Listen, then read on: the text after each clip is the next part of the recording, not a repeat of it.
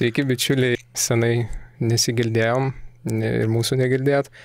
Šiokia tokia man vis apimdavo ir nervas, ir pyktis ant savęs, kad neišeinam į eterį, nebekalbam, kad nėra podcast'o ir tiesąkant, kai kurie iš jūsų niukteldavo, kas draugiškiau, kas ne, kur čia tie istorikai, tai štai mes. Nepažadam reguliarumo tokio jau labai, nes visokių gyvenimiškų įvykių nutinka ir yra nutikę, kurie gali visai koreguoti tikslus, bet man atrodo, kad bandysim bent jau į mėnesį kartą pasikalbėti. Ir šiandien gal pradėsim nuo tokio tiesiog pasikalbėjimo, kur buvom dingę trumpai ir kokie mūsų ateities planai. Mūsų gal darbai, kuriuos mes padarėm ir tam tikrą prasme yra ateities planai. Ir pakalbėsim tokią temą, kur, turbūt iš pavadinimo aišku, tai yra desovietizacija. Gal ne tiek apie asmenybės ir visokius su tuo susijusius dalykus, ką šiaip istorikai daro, bet apie patį procesą, kurio dalyvių teko būti. Apie įstatymą, jo tobulybės, netobulybės, reikalingumą, nereikalingumą, kai kurios gal vidaus virtuvės dalykus, kiek aš ten galiu kalbėti, turbūt ir galiu kalbėti, niekas ten neriboja, tai nelabai kas įdomu gali būti, tai bandysim tos įdomesnius aspektus analizuoti. Na ir toks pirmas pokalbis naujam sezonui, gana toks, sakykime, tai bandysim spontaniškai, nesam kažkaip čia labai pasiruošę kažkokių tik tai tokius generalinius tokius klausimus. Ir tik kur Antanai dingęs buvai? Labas Mariau, labas klausytojai. Irgi keistas jausmas būti studijoje. Tai pagalvojau, kad gaila, kad tą mūsų pradinį džinglą užmontuoja tik tais paskui ir mes nesigirdė, kai mes sėdime studijoje. Tai būtų mus gerai čia užvedęs. Bet jo, malonu grįžti. Kažkaip atrodė, kad visai toks, negali sakyti, kad labai plačius ratus siekiantis projektas, bet įdirbis tam tikras jau buvo, auditorija buvo ir iš tiesų tie labiausiai gal net ne kur nors fakultete, o tiesiog sutikti, kai mes kartu buvom Antakalnė šituose pilietinio pasipriešinimo mokymuose ir tai vyruk, kuris mūsų užkalbinai, tai žinok, ir tavo indėlio čia yra, kad mes sugrįžome. Žmogus sako, čia ne jūs kartais podcastą turi, sako mes, tai klausykit, tai ką išėmės daugiau. Man beje dar buvo Rimi parduotuvėje, tai irgi linkėjimai tam žmogui, jis mane atpažino, kas man tikrai labai labai retai nutinka. Porą kart gyvenime nutiko, jis sako, geras podcastas ir kur jūs dingė, tai, malonu šiandien. Jo, tai kaip Marius ir anonsavo, čia nesitikėkite rimto pokalbio, jeigu norit rimtų pokalbio, tai galite jau išjungti šitą mes čia tiesiog norėjom labiau pranešti, kad mes vis dar gyvi, sveiki. Gal bus rimtas, ne? Pažiūrėsim. Nežinau, kiek įdomus jis mums pavyks, nes tikrai nenorėjom persistengti pirmam tokiam pokalbiui, bet kur buvau dingęs? Dirbau, Mariau, kaip ir visi darbo žmonės, darbo liaudės. Krapščiausi, buvau tiesa, galim pakalbėti visą laiką labai smagu rugsėjo 1, mes įrašinėjom rugsėjo 1, pakalbėti apie praėjusią vasarą, tai rašinėlį kokį parašyti apie savo vasaros įspūdžius, tai mano vasaros vienas iš turbūt pagrindinių įspūdžių, tai teko sudalyvauti gerbiamam Oasis koncerte Edinburge, kas buvo fantastika ir žinau, kad yra klausytojų, kurie dabar man labai pavydė, tai linkėjimai jums, tie, kurie neturėjote tokios galimybės.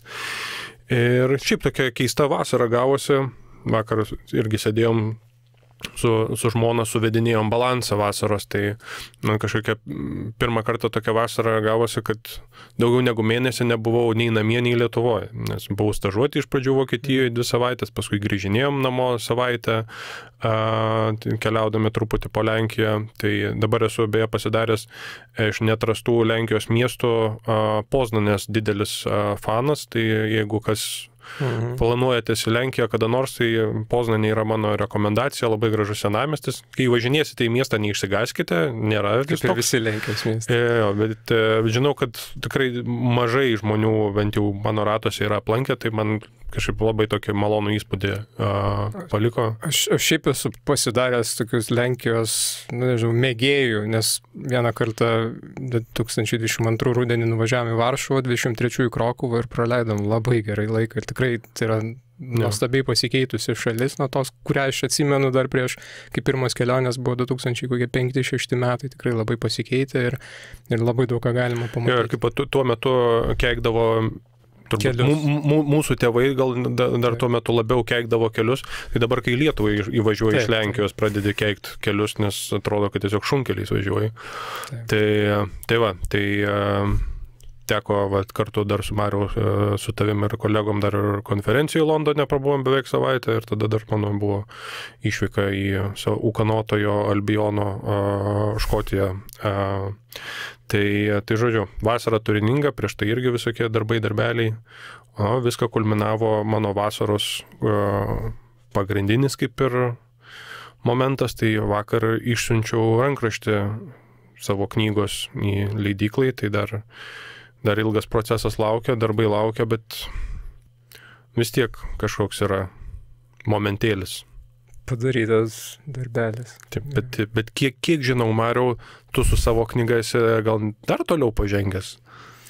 Jo, man jau tas etapas praeitas, kaip tu beje ir žinai, mes čia taip kažkaip apsimetam, kad čia viens apie kitą nežinom nieko. Tai Antanas iš tikrųjų buvo mano knygos redaktorius. Apie ką tavo knyga, Mariau? Apie Antaną Sniečkų ir jo aplinką. Čia pabrėžtina ir jo aplinką, nes ten daug ir ne apie Sniečkų sukasi dalykų. Tai aš nežinau, mes esam kalbėję, galite susirasti laidą. Beje, prieš šiandien ryte pasižiūrėjau mūsų YouTube paskyrą, tai vis dar žmonės klausosi ir Sniečkaus laida viena iš tų, kur klausosi. Su Ieva Balčiūnė paskutinioji klausoma ir kelios kitos ir tai galite susirasti, aš čia nesikartosiu, bet jo, aš jau pridaviau knygą, kada ten koks vasaris kovas buvo, bet tie leidybiniai procesai mes atidėjom, nes vasarą tikrai nėra ko leisti knygas, renginiai nevyksta ir nelogiška, tai manau, kad spalio pradžioj, spalio pabaigoje tai tikrai turėtų būti. Tai kas domitės, laukiat, tai manau, kad anonsuosim kažkurio metu, pasimatys, gal ir mano Facebooką galite sekti. Bandysiu kažkiek pasireklamuoti, nes šiaip nemėgstu to daryti, nemoku. Šitą labai suprantu jausmą, bet kadangi reikia ir nuveiktas, aš kadangi redagavau tą knygą, tai tikrai mačiau, koks darbas įdėtas ir man atrodo, kad labai visą laiką yra įdomu galvoti, kodėl, nežinau, tie patys mūsų podcastai, gal vienas sueina, kitas mažiau sueina, nors mums gal patys įdomiausi kokie yra tokie, kur mažiau mažesnė sklaida jų būna, bet man atrodo, kad tas Sniečkaus klausomumas vis tiek žmonės mėgsta tuos blogiečių temas. Čia Lietuvos istorijoje vis tiek Sniečkus yra, jeigu iš savų pavadinkim, tai vis tiek vienas didesnių blogiečių, tai turėtų, tikiuosi, tai versi ir knygos skaitomų, bet žodžiu. Tai reklamuoti tikrai pasistengsiu padėti, irgi bakstelti pirštu, kad ir mūsų paskyroje atsirastų, kai pasirodys, žodžiu, pirkite ir skaitykite. Jo, stengiausi rašyti masiniai auditorijai, turiu menį, plačiai auditorijai, ne vien istorikam, tai gal tai pavyko, aišku, yra ir tokių sudėtingesnių ten klausimų, tai nesinori visiškai banalybės nusileisti. O dėl asmenybių, šiaip mes personifikuojame visą istoriją, tai kai tik asmenybę pabandytum pasakyti, bet ten knyga apie, nežinau, kažkokią ten sovietmečio epizodą, tai manau netiek susilauktų dėmesio, kaip šių asmenybę labai rėmė. Ar ten Vytautas, ar Jogaila, ar Sniečkus, ar Brazauskas. Visada bus, manau, daugiau susidomėjimo, bent jau iš tokio žiopliavimo tokio, negu kad...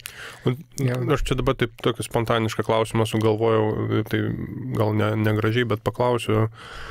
Dabar apie detaliai neanalizuosim tavo knygos, bet kažkaip pagalvojau paklaust. Vis tiek tu ir disertaciją rašei iš esmės to paties, iš Sniečkaus aplinkos. Tai dabar jau tam tikrą prasme jau padėjai tašką dabar šitam turbūt savo tyrimo etape, gal daug taškį, nežinau. Tai kaip pasikeitė per šitą laikotarpį tavo požiūris į Sniečkų, jeigu apskritai jisai keitėsi? Su kokia jis to, jeigu pamėgintum atsiminti, su kokio tu požiūrio ir lūkesčio atėjai jo krapštinėti ir su koks dabar išeini, kokie tau pirminiai įspūdžiai tokie? nežinau, čia taip pagavai, nežinau, ar tikrai nepasikeitė, aš nemanau, kad pasikeitė, kad aš ten kažkokį, čia kas čia slėpta, aš neigiamai žiūrėjau, neigiamai ir žiūriu čia. Aš taip kažkaip įvardėjau knygos ten tokioj, kaip sakyti, užsklandoj vadinamoj prieš pat išvadas, kad galėjo būti blogiau, bet nebuvo ir gerai. Tokia kažkokia, nežinau, kas čia maksima ar kaip čia ją pavadinti. Nes tikrai galėjo būti kažkoks dar šlykštesnis rusifikatorius ir toks rusifikuotas, bet tai nereiškia, kad čia kažkas labai gero buvo. Ir ta sovietizacija tokia giluminė per lietuviškumą ir lietuvybės panaudojimą irgi nebesniečkus rankos. Tai čia nemanau, kad pasikeitė, bet ką tikrai supratau, kad ir disertacija, aišku, ten kiti aspektai, tai čia ši knyga nėra disertacijos, nei tik tai tam tikrą tyrimo dalis paimtos, bet iš esmės visiškai absoliučiai perrašytos, negali sakyti, kad ten kažką net paėmiau, tam tikrus skyrius paėmiau, bet jos visiškai perrašiau, papildžiau. Bet tai disertacija viskas okei, aš neatsiemu žodžių, bet kai kur tekdavo kalbėti apie Sniečkų kaip asmenį, kas nebuvo disertacijos objektas, tai dabar suprantu, kaip aš tuo metu negiliai dar suvokiau ir dabar daug ko dar taip, sakykime, nesu gal taip patenkintas, kad jau viską pats savo atsakiau, bet į daugumą tokių esminių klausimų aš manau savo atsakiau, čia aišku po to gali būti išsivystyti kažkokia diskusija, kritika, recenzijos, čia valio, prašom. Man tai bus įdomu ir skaityti, ir klausyti, ir pamastyti apie tai, bet tikrai pajaučiau, kad tuo metu gal, kai sakiau, ten 2016 tokią paskaitą turėjau mokslo akademijos biuletenį, gal truputį to gylio trūko, nes vis dėlto žmonės domino pats Sniečkus, o ne tai, kad ten mano ta disertacija. Teko kalbėti apie Sniečkų ir tuo metu aš tiek dėmesio jam neskyriau, kiek dabar, ir tada paaiškėjo kažkokių kitų dalykų. Pavyzdžiui, aš tuo metu nebuvau skaitęs jo raštų, šiek tiek perverčiau jo, ne tik raštus, o kalbas pasakytas, yra 2 tomų knyga. Tai jau 45 metais kalbėjo apie tėvynės meilę ir čia ne apie Sovietų Sąjungos. Jis sakė, kad mūsų kaip komunistų internacionalizmas nepanaikina to, kad mes turim tėvynę ir turime ją mylėti. Ir paskui, kaip pasakė, kad Maironis turi mums tarnauti. Jo, čia PM7, čia Maironis, taip, tai čia, tai šitie dalykai yra knygoje, aš paskaitą turėsiu Nacionaliniam muziejui, man atrodo, ir per 15 min portalą transliuos, tai galima bus lapkričio mėnesį ir apie tai paklausyti, tai matysit turbūt. Čia, kai įvardėjai, kad tas Sniečkus galėjo būti blogiau, bet nebuvo gerai, tai priminė tą bičiuką iš Černobylio serialo 3,6 rentgeno, not great, not terrible. Tai čia, tiesąkant, panašiai, aš kažkaip, kai pažiūrėjau tą serialą, man strigo tą frazę, kaip ir matau daugam, tai jo, man kažkaip buvo toks, kad kažkaip čia reikia suskliausti, kad šitas Sniečkus yra, tokia viena trumpa antraštinė frazė, man atrodo, tokia ir būtų. Tai nežinau, važiuojam gal į tą desovietizaciją. Tai tokia tema, kurią čia sugalvojom, kad vis dėlto reikėtų pakalbėti. Nes turbūt pagrindinė bent jau vasaros aktualija buvo. Nebuvo turbūt daug čia tų klausimų kilusių iš istorinės atminties lauko ar kažkokios istorinės politikos.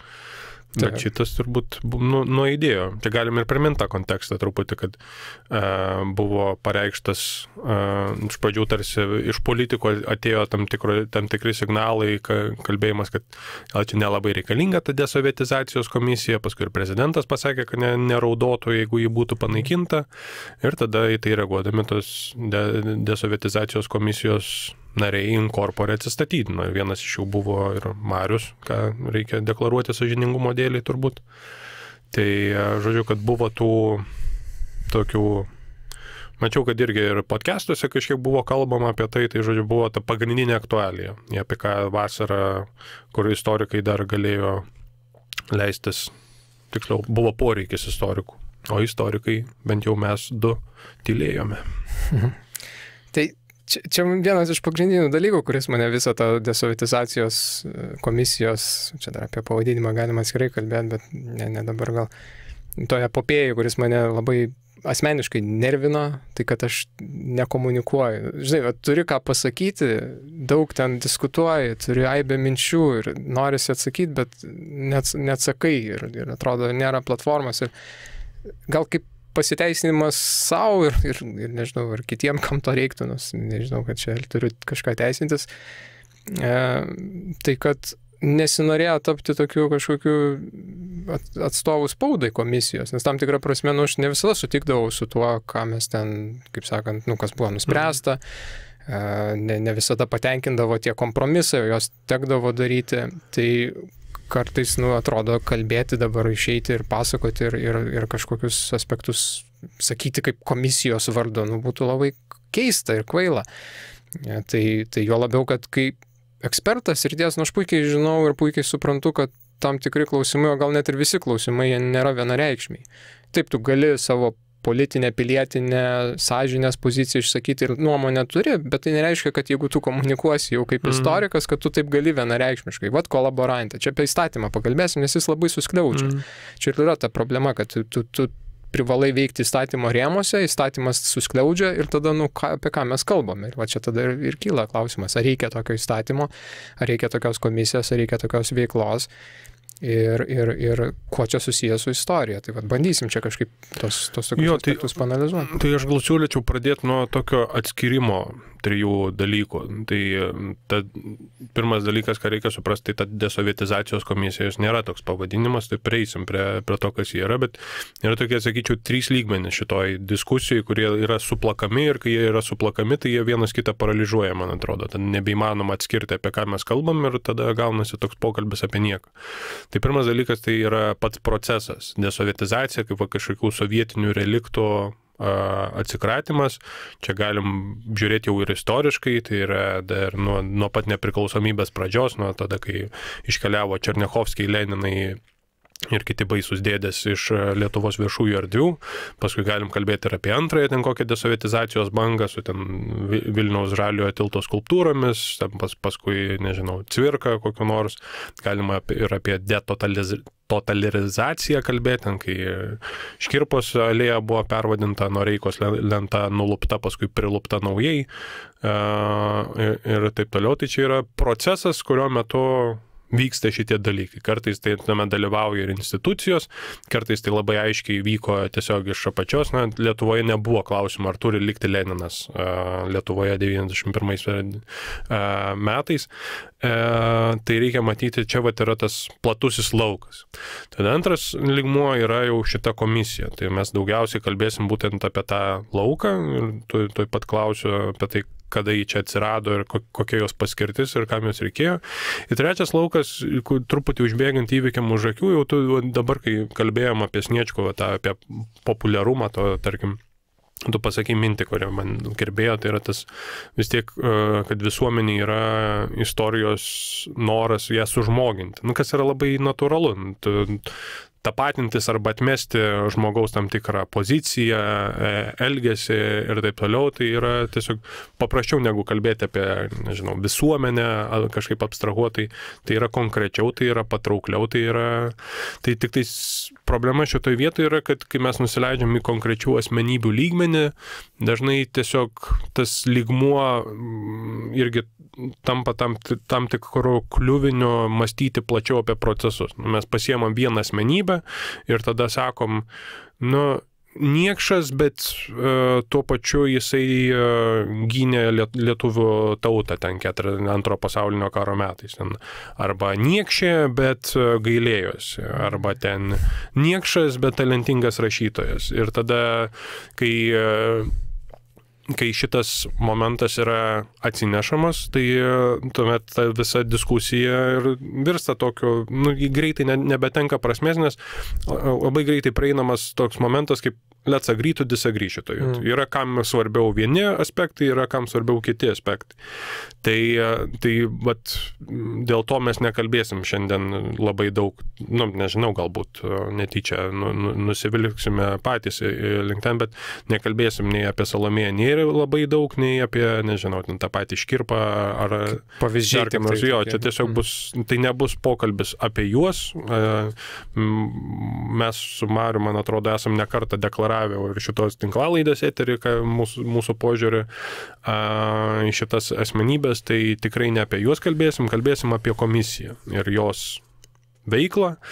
Tai turbūt čia ir perduočiau jau tau atgal tą estafetės lazdelę. Aš tik užsikabindamas už to, ką tu pasakai, nežinau, čia tik klausimas, nes man tai pasirodė, ar tau panašiai pasirodė, kad tie patys žmonės, kai kalba apie Nėrį, apie Cvirką, gal apie kitus, tai jie labai daug išlygų ir atspalvių mato. Bet kai kalba pasisuka ir tie patys žmonės priversti kalbėti apie Škirpą, Noreiką ir kitus, tai tada labai vienasmeniškai ir vienkryptiškai kalba. Nes nesakau, kad ten tas pats ir kad ten... Tai šitoje vietoje, kad nenuskambėtum keistai, aš tik pasakysiu, kad yra atvirkščiai visiškai šitas galioja. Taip. Ne, aš turiu minį, kad Škirpa vis tiek, jisai, pavyzdžiui, daugam fašistas, ar ne, nes daug kas pamiršta, kad šiaip tai jisai buvo 26 metais, reiškia, ir jisai nebuvo tautininkas, jisai buvo šiaip tai kairysis. Pabėgo per gruodžio 17 perversmą per langą iššokęs. Taip, jisai buvo liaudininkų toksai ir jisai ten modernizavo kariuomenę ir taip toliau. Ir tas sakant, Smetona ten jo nemėgo, išgrūdo į Berlyną, po to kitur. Žodžiu, čia daug labai tų atspalvių iki 30 maždaug 7-8 metų, kai jau toks provokiškas pasidaro.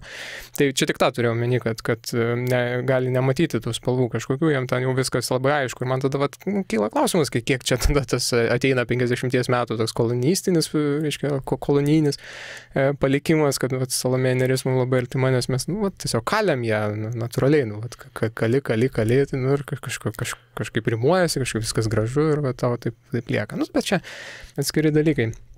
Aš gal, net nežinau, nuo ko čia pradėti, gal tokia mintis tik tai, kad tiesą sakant, čia ta visa diskusija apie vis dėlto ir įstatymo tikslas, ir komisijos tikslas nebuvo kalba apie istoriją. Čia yra apie istoriją kaip tokią. Aš nežinau, ar čia teisingai darau, bet aš turiu tokį atskirimą. Istorija yra tai, kas parašyta, daugiau mažiau, tai yra istoriografija, tik tai, kad toks gremėziškas terminas, sakykime, istorija. Viskas, kas įvyko, yra praeitis, o ką iš tos praeities mes pasirenkame įprasminti, tai yra istorinė atmintis. Istorija, tai kas parašyta, dėl ko jau sutariama, daugiau mažiau, reiškia, ir nebūtinai sutariama, bet toks parašytas dalykas, istorinė atmintis, kas yra įprasminta tiek viešoje erdvėje, tiek kitur, ir praeitis, tai viskas, kas įvyko. Tai čia dalykas šitas su sovietizacija yra tai, kad, man atrodo, tai nėra apie istoriją, tai yra, aišku, apie istorinę atmintį, tai yra ir ypač apie viešą jos įamžinimą, reiškia, įprasminimą istorinės atminties viešumoje.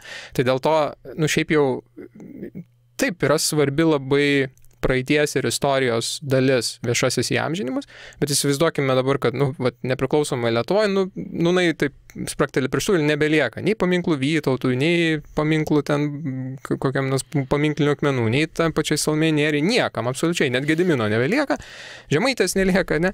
Tai nereiškia, kad mes neturėsime istorijos. Tai gali būti leidžiamos knygos, vadovėliai, filmai, mokoma istorijos, tai yra tik tai dalis to, ne? Bet dauguma žmonių suvokia, kad čia viskas, jeigu ištryniau Salomėjos Nėries gatvės pavadinimą, pašalinau paminklą, dar kažką, viskas iš istorijos yra ištrinta. Tai čia ne tik, kad personifikacija pas mus yra istorijos, bet dar ir toksai suviešinimas. Jeigu viešumoje nėra, reiškia, neegzistuoja. Šiaip jau mes labai daug žmonių, kurie iškilus ir verti būti kažkokia prasme įamžinti, nebūtinai, aišku, paminklais ar kažkuo, gali būti gatvės pavadinimai, gali tiesiog graži lentelė, šiaip kažkokia idėja kitokia, stipendija, dar kažkas, tai neturime. Ten arba labai nedaug turime, net sostinėje, nežinau, ar Galvanausko, pavyzdžiui, sostinėje gatvėje yra ten kažkur labai pakraščiuose, bet kažkokio kito įprasmio nėra. Kaip tu liaudės vyriausybės finansų ministras? Čia liaudės vyriausybė, bet, žinai, Krėvės tai turėjom net muziejų, ta pati liaudės vyriausybė, tai ir sąlygos visiškai kitos. Jo, čia irgi tada pasisakysiu, kad apskritai tas...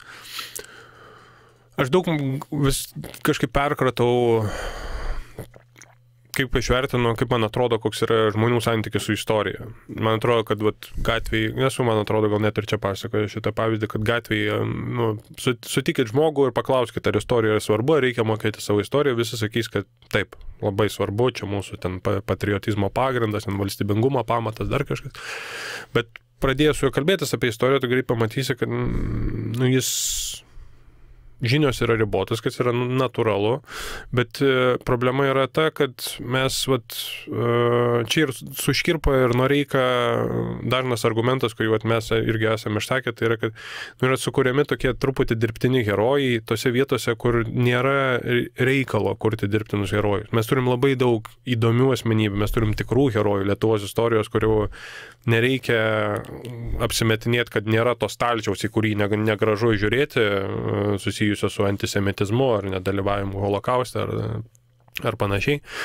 Ir kadangi tas sąrašas pavardžių, kurios yra valkiojamos po viešą erdvę yra baigtinis, tai mes tada vat ir nežinom. Man atrodo, dabar net irgi tas Galvanauskas, kiek žmonių žino Galvanauskas. Galvanauskas turbūt istorikų vertinimų yra tarpukario Lietuvos turbūt minimum top 3 premjeras, gal net top 1. Ir mes jam turim nekažin ką, Klaipėdoje yra kažkokia mokymo įstaiga, man atrodo, jo vardu pavadinta, yra kokių bus gatvių ten kažkur, bet taip, jokio. Jo, ir tuo pačiu tai yra žmogus, kuris įėjo 40 metais į liaudės vyriausybės sudėtį kaip finansų ministras, bet buvo pats pirmas, kuris iš jos pasitraukė. Tai padarė nesąmonę, bet turbūt, kad labai greitai suprato, padaręs nesąmonę ir iš to nežinės. Tai dėl to kažkokių ten didelių akmenų nėra, bet žodžiu, kad tie viešosios erdvės ženklai, jie kažkiek užhipnotizuoja, užliuliuoja. Lietuvos istorija susidėtų iš maždaug 20 asmenybių. Tai taip, čia tas seklumas tai dar atskirai.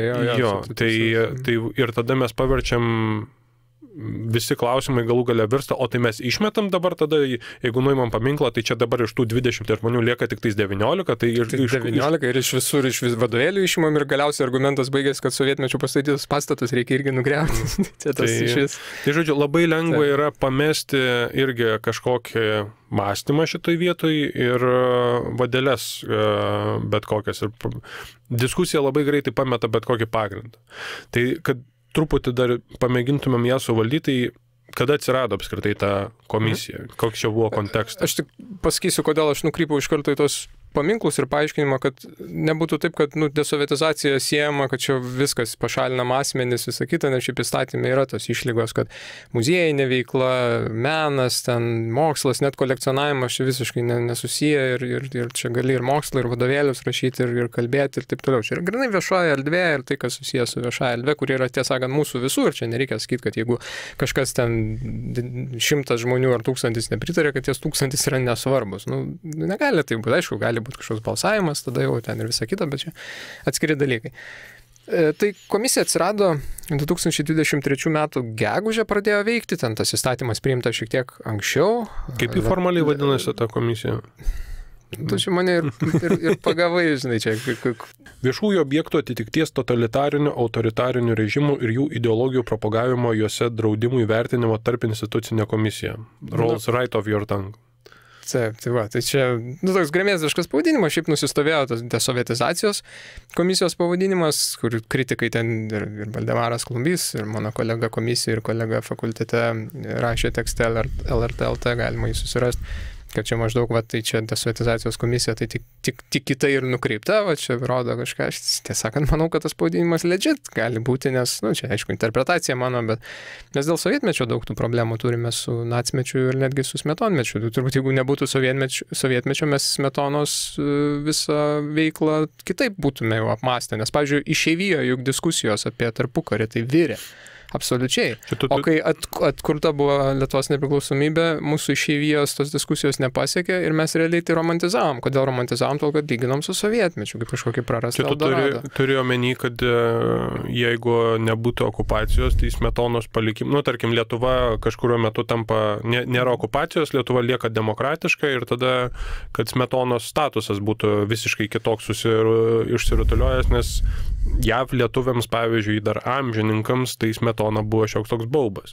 Taip, šitą turiu meni, kad būtų, jeigu demokratija būtų stuktelėjusi 45 metais, Maršalas planas ten po keliarių metų, mes ten klestinti ekonomiką, visą kitą, tai būtų, sakė, buvo toks prezidentas, būtų, aišku, jo adoruotojų, būtų ten simpatikų, bet dauguma žmonių būtų nusisukę kaip į tam tikrą istorinę epochą.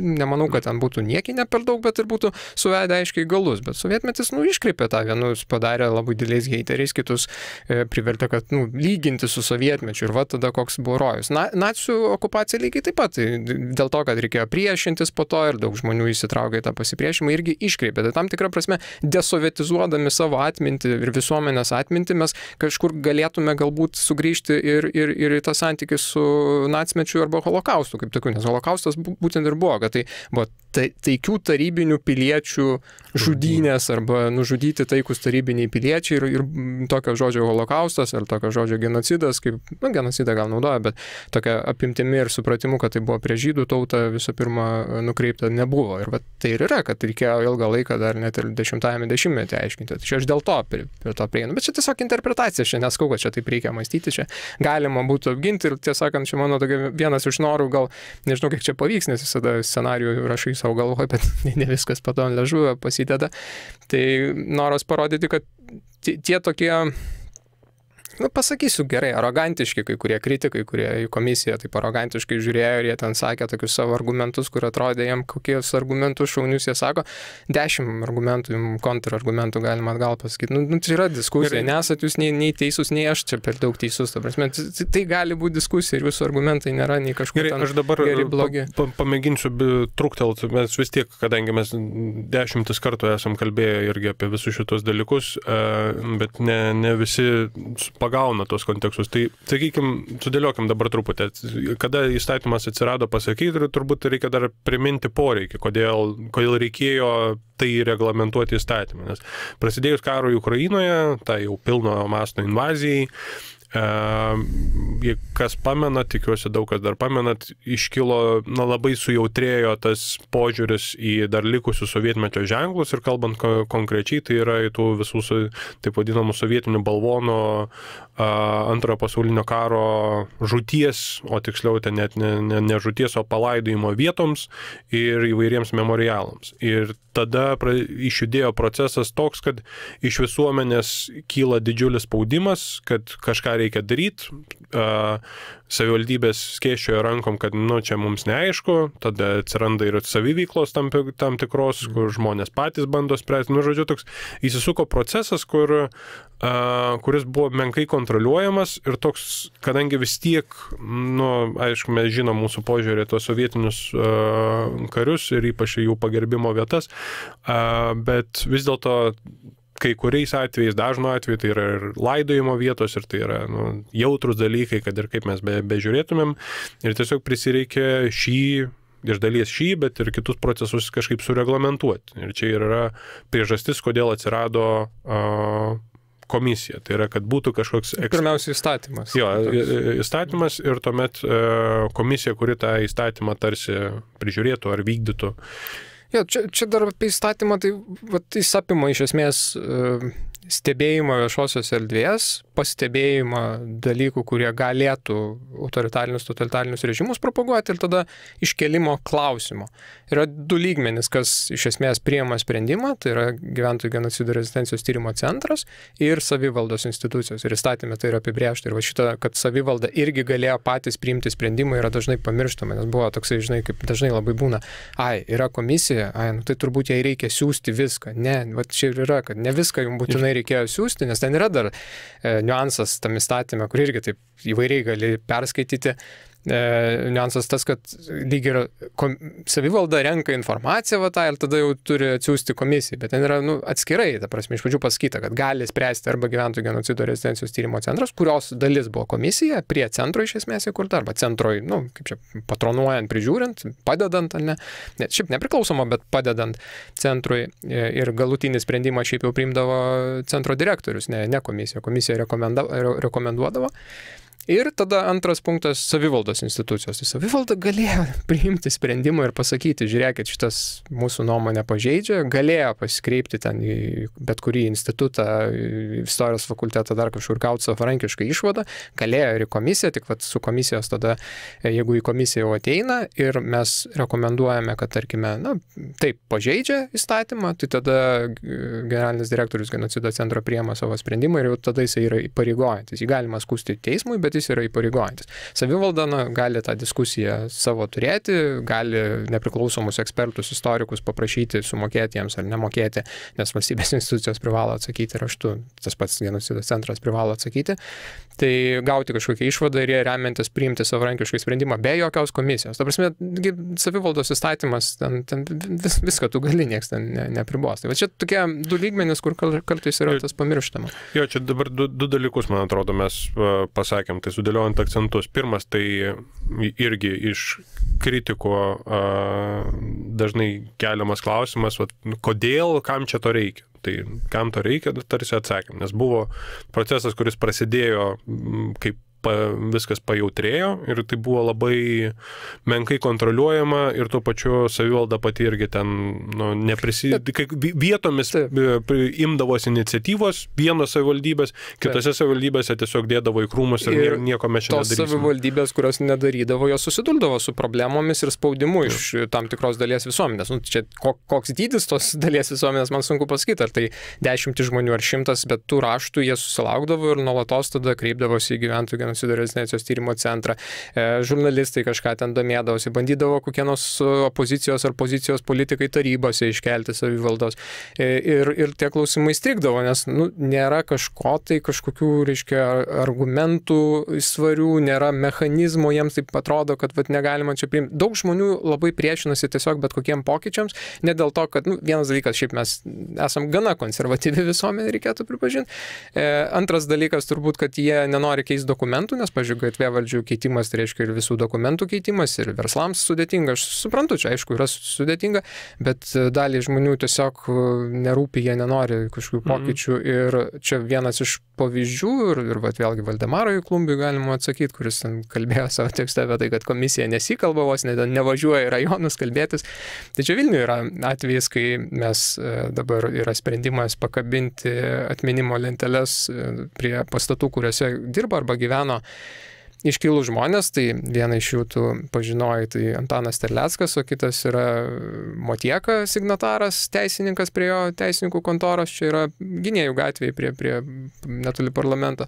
Tai jau kurį laiką nesugebama pakabinti tų lentų, nes negaunamas gyventojų sutikimas. Pagal viską, pastato siena irgi yra gyventojų nuosavybė kolektyvinė ir ten privalo administratorius gauti sutikimą ir tiesiog neužtenka kvorumo. Tiesiog žmonės ignoruoja, gauna į pašto dėžutes balsavimo biuletenį arba su savo mokėjimo pranešimu ir jie ignoruoja. Jiems tiesiog nerūpi.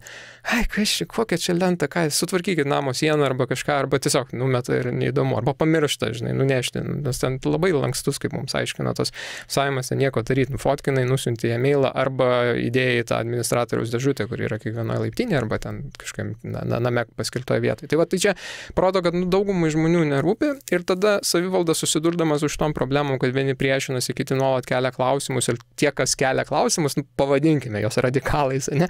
Jie dažnai būna pakankamai radikalūs ir jie pakankamai taip stipriai kelia tos klausimus iki tiek, kad ten bandydavo, užbombinti raštais ar kažkaip kitaip spaudoj, ten vis pasisakydavo ir aišku, su politiniu kaltinimu konkretiem politikam, kad jie čia sabotuoja ar kažką tai daro. Šit konkrečių pavyzdžių dabar neatsimenu, tik taip tokie iš atminties kyla, kad būdavo tokių aspektų. Tai visą šitą sutvarkyti lyg ir buvo priimtas tas įstatymas, kurio dalis buvo ir komisija. Tai yra atsirandanti, kad reiškia vykdyti tą įstatymą.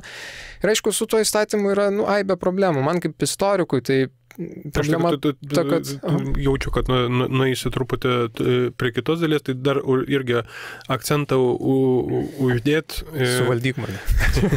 Tai yra irgi, ką jau pabandėm užfiksuoti, tai yra, kad šita komisija vis tiek ji turi įstatymą, ji veikia pagal įstatymą, bet ji neveikia pati, ta prasme, ji pati netvažiuoja ir nenugriauna, nepervadina nieko. Iš esmės yra tokio, nežinau, rekomendacinio ar atitikties pobūdžio labiau gal. Ne, komisija rekomenduoja centro direktoriui, centro direktorius, tai yra šiuo metu Arūnas Bubnys, priima sprendimą, kuris jau yra įpareigojantis, jis gali būti skundžiamas, jeigu skundžiamas, tai aišku, niekas nevyksta, kol teismas vyksta, administracinis teismas tą nagrinėja, bet jis yra įpareigojantis ir savivalda tada, aišku, savivaldas tiek priima sprendimą. Tai yra, savivalda gali priešintis, aš nežinau, ten toliau sankcijų ir tiesą sakant, jos nėra labai aiškios ir aš nežinau, ar jos apibrėžtos, turbūt čia kažkokiam kitais jau įstatymais apibrėžtos, bet kažkokie yra tie bendriniai apie ten įsakymų ar potvarkių ar poįstatyminių aktų nevykdymą turbūt yra kažkokie dalykai, aš šitą nepakomentuosiu, bet iš esmės vis tiek savivalda turi priimti sprendimą, taryba. Ir yra atveju, kur nepriima, nes gyventojai neva tai priešinasi, o gal iš tikrųjų priešinasi, čia konkrečiai Klaipėdoje Antano Venclovos lenta kabo ant namo, kuriame jis gyveno dar tarpukariu. Ir man atrodo, jinai iki dabar nėra nuimta. Tai nors kaip ir taryba kaip ir gavo ir norėjo lyg ir spręstą klausimą ir lyg ir balsavo, aš nežinau, tai gali tai būti, kad reiškia, nepriema. Tai taip, jis yra įpareigojantis, bet jis vis tiek ateina į savivaldą, savivalda turi sprendimą kažkokį tai priimti ir, bent jau kiek man žinoma, nežinau, gal kažkur ir bandoma sakyti, kad savivalda čia jau tada surištom rankom ir panašiai, šiaip jau nes tu gali skųsti teismui. Tai gerai, tai dabar užfiksavom, tarsi viskas aišku, tie gerieji momentai, tai yra, turbūt daug kas turėtų sutikti, kad tokios institucijos, bent jau pagal tą įstatymui, ypač jeigu primtas įstatymas, kad jis jau būtų laikomas, kad reikėjo tokios institucijos. Tai dabar dar prieš pereidami kalbėti vis dėlto apie tas probleminės pusės, daugiau iš neigiamas pusės, kad neatrodė, kad mes čia labai kažkokie dideli apologetai šitos komisijos ar paties proceso. Tai vis dėlto grįžkim dar truputį prie to, apie ką aš kalbėjau, tai yra ne to nesuvedimo į vieną kažkokį asmenybę. Tai pakalbėkim truputį, tiesiog nubrėžkim panoramą, kiek ir apie kokius mes čia objektus kalbam. Ta prasme, kur yra, dėl ko turėdavo komisija spręsti. Tai, nes dažnai vasarą, kai kilo šitą aktualiją, tai daugiausia susivesdavo į Salomėjos Nėries konkrečiai paminklą prie gimnazijos ir ar čia jį reikia nugriauti, nuimti ir taip toliau. Bet vis dėlto tai yra, kaip čia, šaukštas deguto gali ten medaus statinė, bet vis dėlto pasižiūrėkim, kokia ta medaus statinė, kokia čia yra panorama šitų dar jautrių klausimų.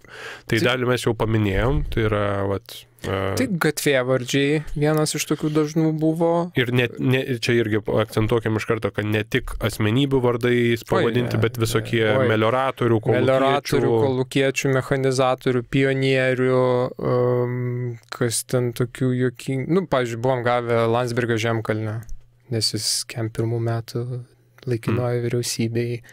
Buvom gavę Brazausko, bet ten toks labai, kažkaip ten netitiko kažkokios procedūra yra, vis tiek tu negali šiaip parašyti e-mailo ir valio, ten yra, turi ten visos šiek tiek dokumentacijos užpildyti, tai ten kažkaip lyg ir tas klausimas buvo atidėtas, tada, tai pagrindė gatvėvardžiai ir tikrai ne asmenybių, tada skulptūros ir visokie paminkliniai akmenys ir kiti viešo įamžinimo ženklai, tada sovietinių karių palaidojimo vietos, nes dėl juose esančių paminklų, kuriuose ten ir kariai su ginklais vaizduojami ir panašiai, ir čia ne apie palaidojimo vietas, ne apie kapus, ne apie palaikus, eina kalba grynai apie tos simbolius. Tai palaidojimo vieta gali būti ir be to simbolinės tos figūros, ta prasme, niekas ten antkapių jokių nesiūlė daužyti ir čia ne apie tos individualius kažkokius antkapinius paminkliukus. Tai tie objektai keletą tokių keistų buvo. Pavyzdžiui, Normandija Nemunas buvo tokia projektukas, nežinau kaip ten, eskadrilė, jinai, man atrodo, vadinosi, tai Antro pasaulinio karo metais egzistavo, ten prancūzai kariavo sovietų pusėje, tai atsiusti, reiškia, tos laisvosios Prancūzijos pilotai. Pagrindė prancūzai buvo ten ir sovietinių pilotų, Normandija Nemunas vadinosi, tai jai yra Alytuje atminimo ženklas prie aerodromo. Tai irgi, man atrodo, mūsų sprendimas buvo palikti, nes, iš esmės tai yra toks, sąjungininkų, čia labai sudėtingi dalykai, kur tu ten ideologija, aišku, tai turi tą šleifą, aišku, kad turi, bet, čia jau labai būtų, nes jo labiau, kad ten laisvosios Prancūzijos, De Gaulio, ten, man atrodo, sprendimų netikurta ir taip toliau.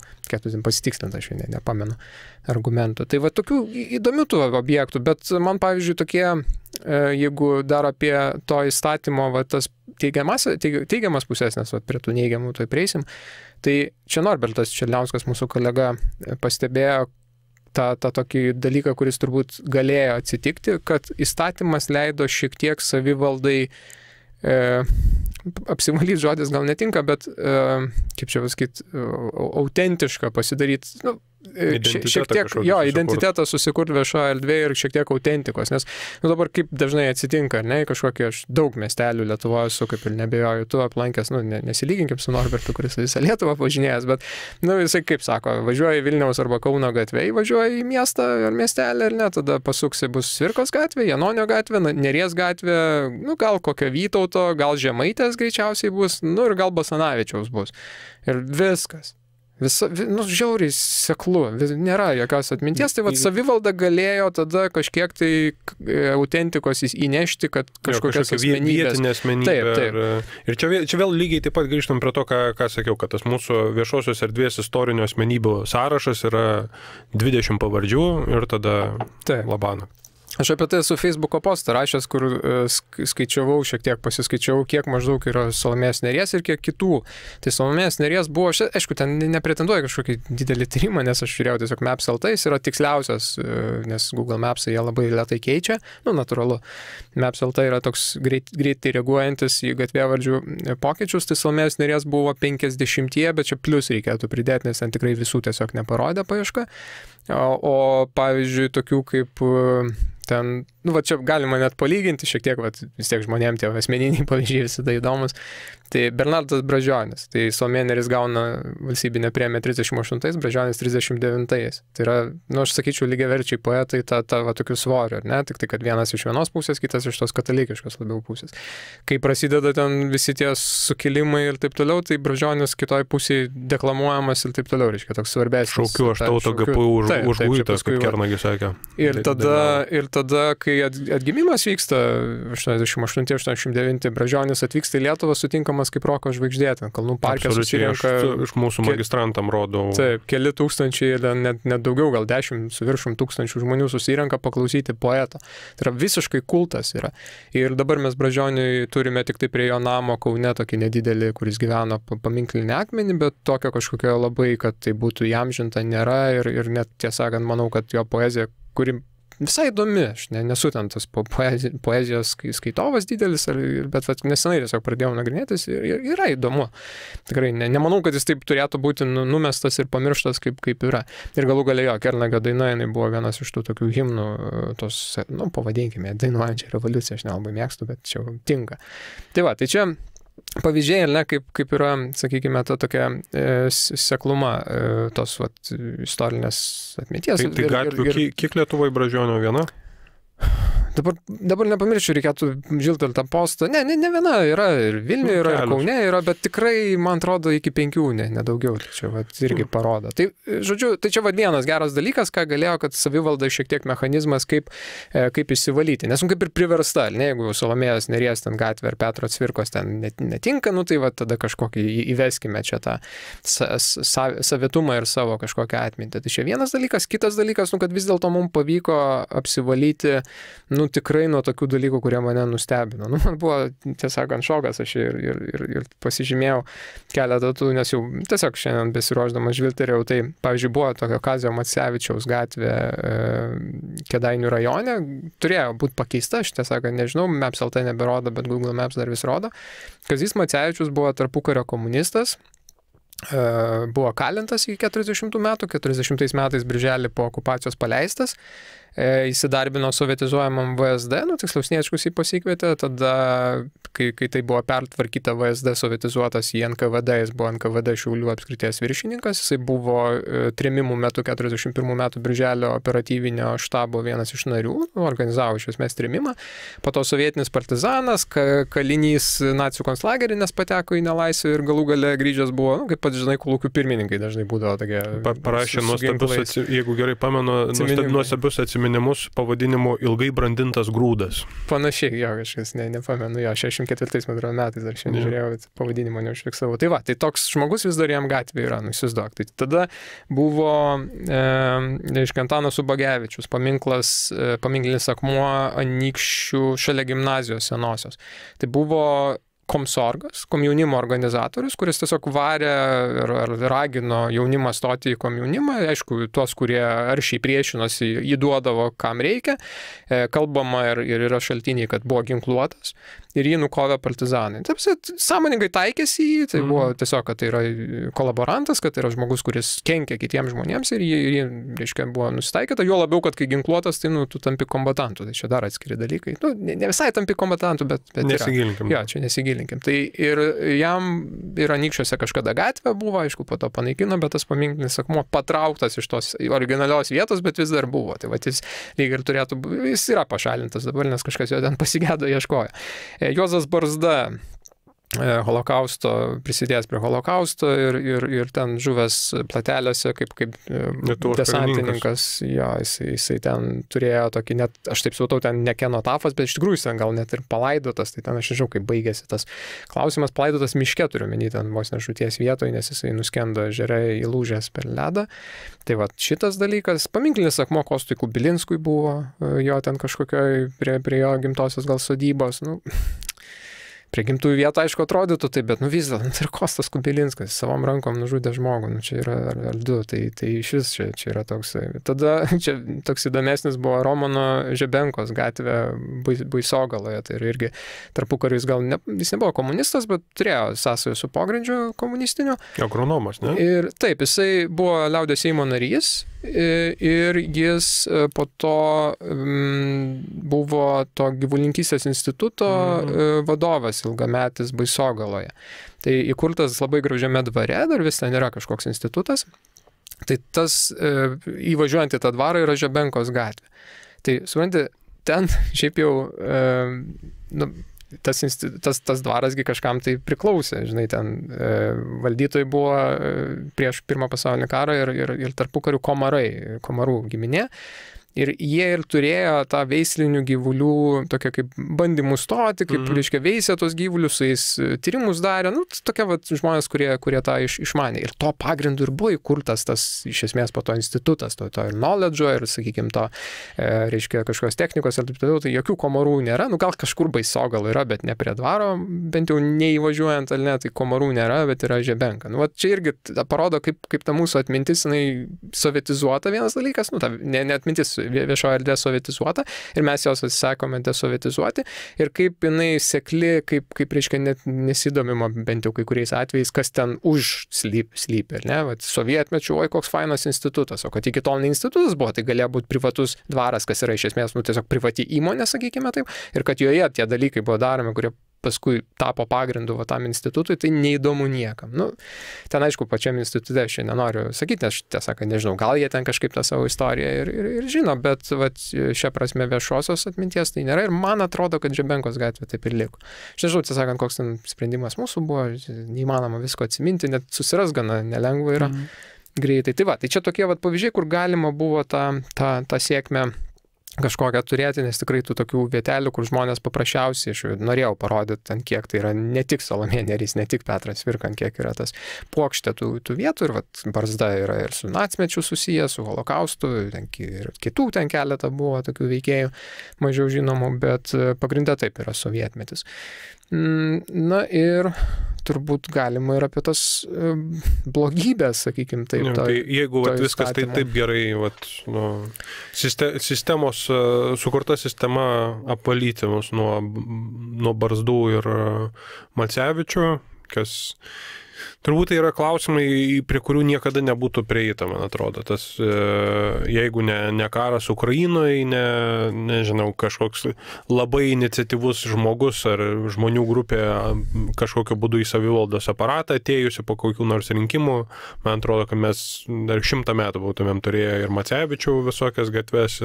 Tačiausiai, gal kokia kiltų ten kažkam tai iniciatyva. Tai dar buvo sovietinių aktyvistų paminklinių akmenų likę, tiesiog tokiose vietose, kur jie, aišku, ir neužkliūdavo, bet vis dėlto žmonės parašė raštą ir savivalda parašė raštą ir kažkasgi žinojo, ten vis tiek savivalda žino ne šiaip kažkur, o kažkas jiem parašo dažniausiai. Tai labai keistų dalykų, kur tikrai mes, gal sakytų žmogus Vilniuje gyventis, ir koks skirtumas, kur ten pamiškiai kažkoks ten paminklinis akmuo yra, bet kartais žmonės ten eina, žiūri, ten kažkokie aktyvistai nužudyti, kaip vargšeliai, tai čia, tai gal čia tikrai pilietinis karas po karių vyko, matai lietuviškos pavardės šis, gali išplauti tą tokį suvokimą irgi, kas čia yra prie ko, tai galų galia šiaip istorinis teisingumas. Tai čia, bet apie neigiamas pusės, tai man atrodo, man kaip istorikui, tai iš vienos pusės įstatymdarystės požiūrį, ar ne, bet įstatymo tie kūrėjai ir priėmėjai, man atrodo, viskas jie padarė taip, kaip ir daromi įstatymai. Kažkokius viską aiškiai surašė,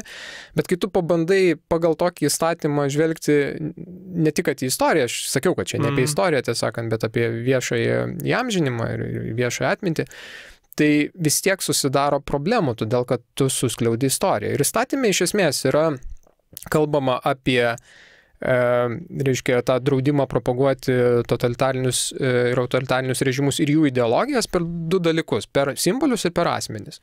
Ir asmenis tai tuos, kurie veikia okupacinėse, represinėse, karinėse struktūrose arba turėjo įtakos priėmimų sprendimų, nes kai kurie nebuvo nariai, bet jie labai didelį įtaką turėjo. Čia pavyzdžių dabar buvau prisiminęs, bet neskaisiu, bet žodžiu, yra tų pavyzdžių, kur labai keistai atrodo, kaip čia reiškia susijęs. Tai čia ypač tais tokiais 40 metų, kai epochui, kai ten labai, labai neaiškios kažkokios, reiškia, tos organizaciniai dalykai. Žmogus turi įtakos, bet nebūtinai yra narys kažkoks. Tai, kaip ir Siniečkus, aišku, VSD direktorius, bet ne tas atrodytų pagrindinis sprendimų priėmėjas, šiaip jau jis ten nemažą įtaką vaidina 40 birželio įvykiuose ir Liepos. Tai čia reiškia simboliai ir asmenys. Ir tada, mes turime tokį suskliaudimą. Tai reiškia, mes visų pirma matome, ir toliau yra dar įstatymas, tai jie, reiškia, pažeidžia įstatymą ar nepažeidžia. Ką reiškia pažeidžia įstatymą ar nepažeidžia, tai jie arba propaguoja tas asmuo, ne tas asmuo, bet to asmens objektas, jam žinantis tą asmenį, arba kažkoks simbolis, jis propaguoja totalitarinį režimą ir jo ideologiją, arba nepropaguoja.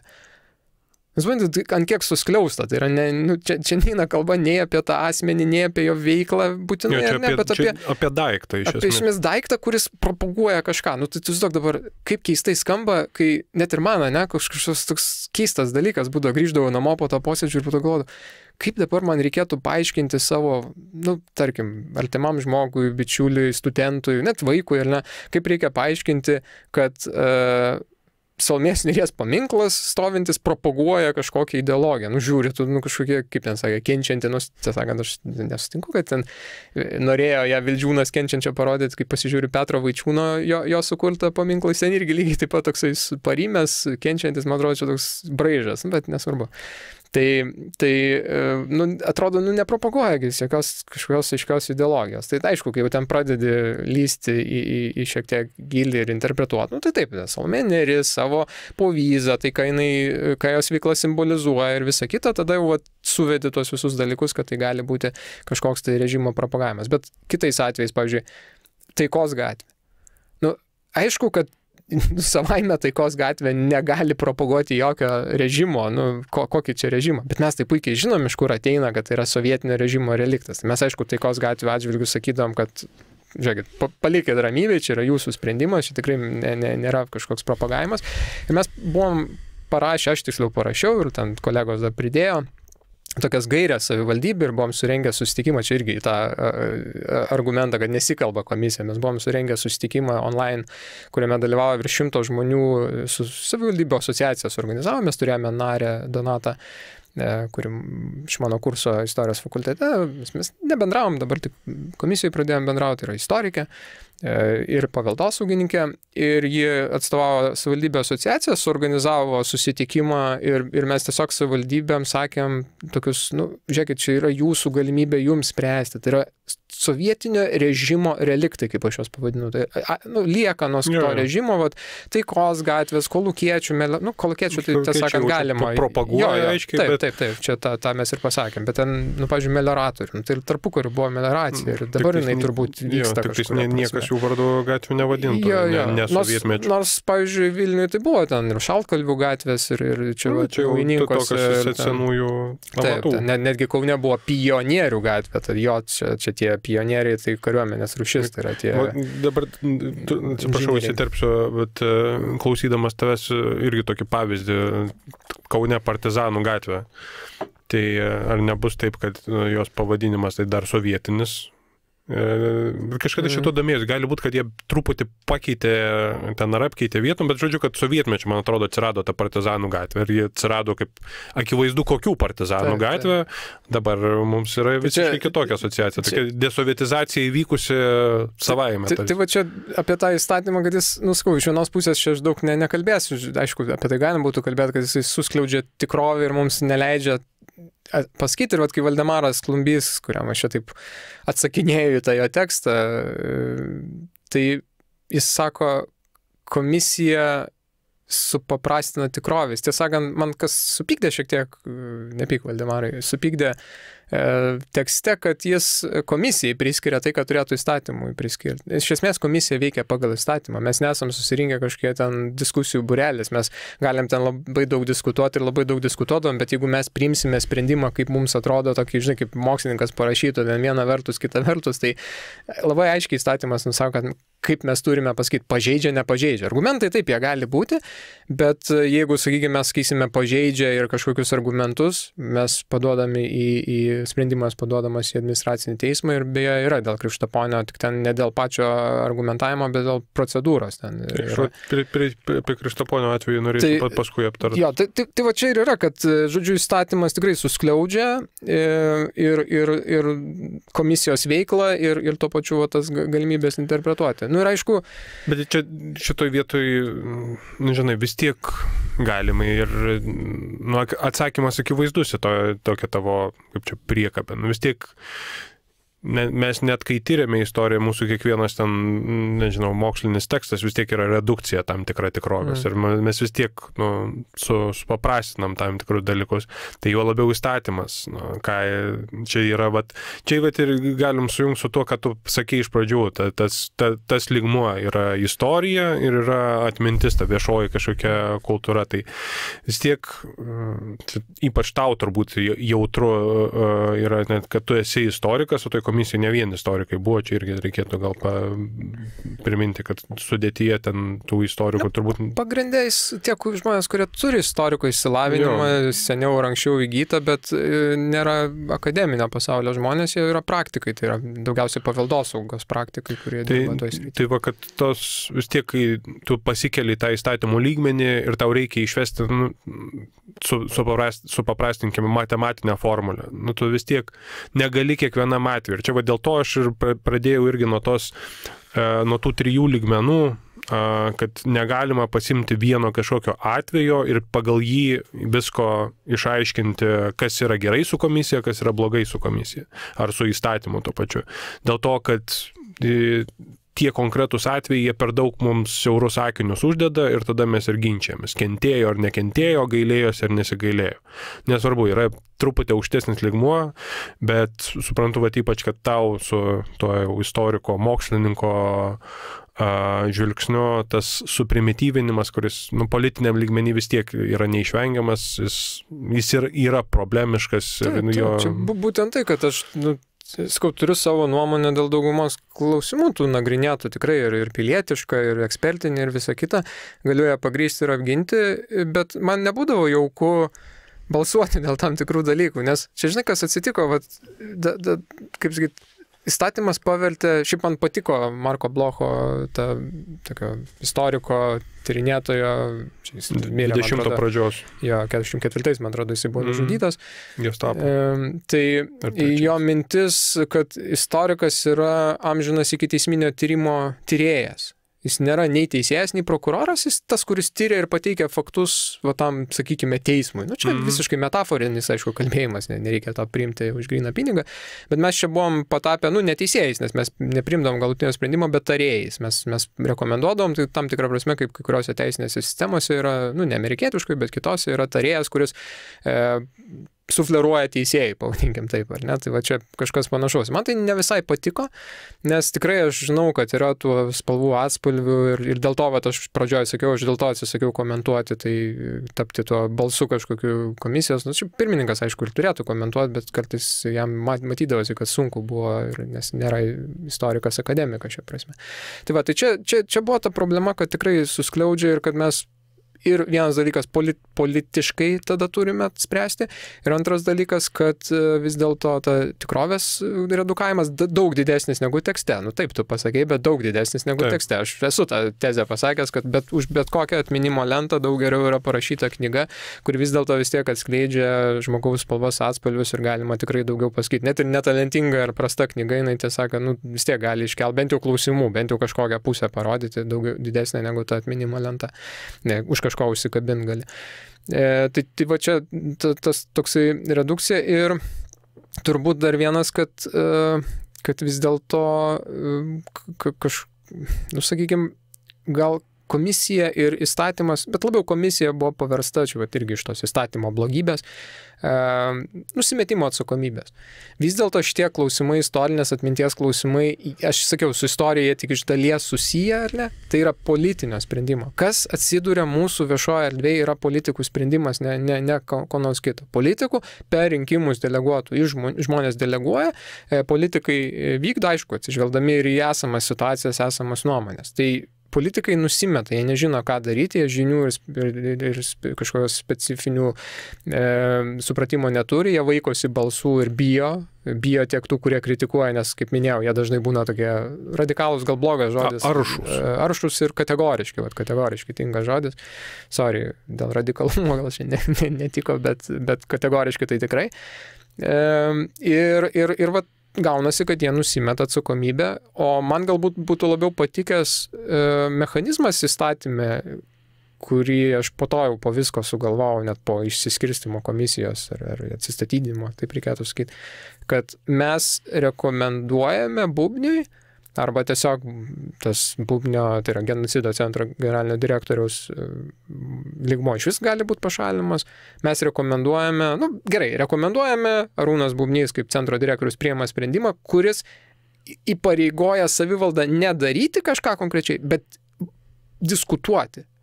Kad tas klausimas privalo būti iškeltas taryboje. Jis ir dabar turėjo būti iškeltas taryboje, bet tam tikra prasme, kad tai būtų, priimamas sprendimas labai aiškiai, ne kažkaip tai ten numetant, kažkur tai nusimetant, bet kažkokią diskusiją. Gal taip ir dabar, čia, vėlgi pasakyti, kad jūs privalo diskutuoti, tai pasakyti nieko, reiškia, tai imituos kažkokią diskusiją. Aš kadangi tenka karts nuo karto pasižiūrėti ir savivaldybių visokių tarybos posėdžių, labai rekomenduoju visiems, geras laisvalaikis.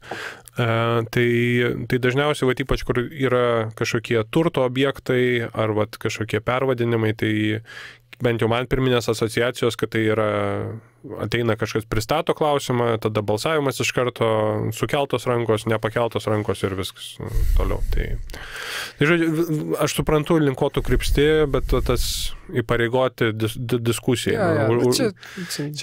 Nesu apgalvojęs šitą tokį mechanizmą, aš bandau galvoti dėliot kaip čia, bet dėl to niekam nieko ir nesiūliau, nesakiau, nerašiau, nesiveržiau ten kažkokią savo balsą, nes kartais tikrai nesinori komentuoti to, kas humanitarinis mokslas yra interpretacijų mokslas. Šit kartais tos interpretacijos, jos, karšta galva labai pasako kažką, po to pagalvoju, kokia nesąmonė pasakiau, žinai, tai reikia laiko ir atrodo tas kažkokie geri dalykai, aš ir dabar kitaip įstatymą galbūt siūlyčiau, nes buvo, man atrodo, atsiųsta man įstatymo redakcija paskaitinėti ir pasiūlyti kažkokius komentarus ar nuostatų, aš nebepamenu, bet beros ir įstatymą.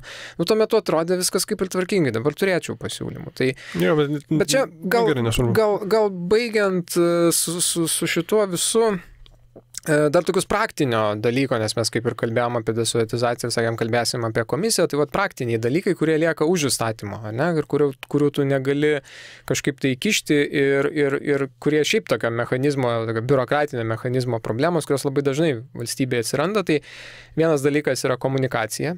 Nes akivaizdu, kad mes, aš labai nemėgstu šitą terminą, bet pasakysiu, komunikacinę kovą pralaimėjome. Nes tikrai dabar viskas yra apie tai, kaip tu komunikuoji ir kaip atsiduri. Mes būdavom besiteisinančioje pozicijoje dažnai, kad kažką tai mes čia teisinamės, kažką blogai padarėme. Arba kaltinančiojo. Jūs būdavo pastatomi. Taip, kad čia mes kažką kaltinam, taip, gal ir taip. Tai tos komunikacijos nebuvo ir apie komunikaciją tai aš kalbu, kad vis tiek, tai sakytų, kodėl tu negali ar pirmininkas negali. Tai gali ir pirmininkas visada komunikuodavo. Aš nesutikčiau, kad mes neturėjom komunikacijos, mes tiesiog pralaimėdavom, nes ana pusė buvo daug reiksmingesnė arba balsingesnė ir buvo labai daug balsų. O apie ką aš kalbu, kad turėtų būti vis tiek aparatas. Komisija buvo tik komisija, 9 nariai ir sekretorius priskirtas ir viskas.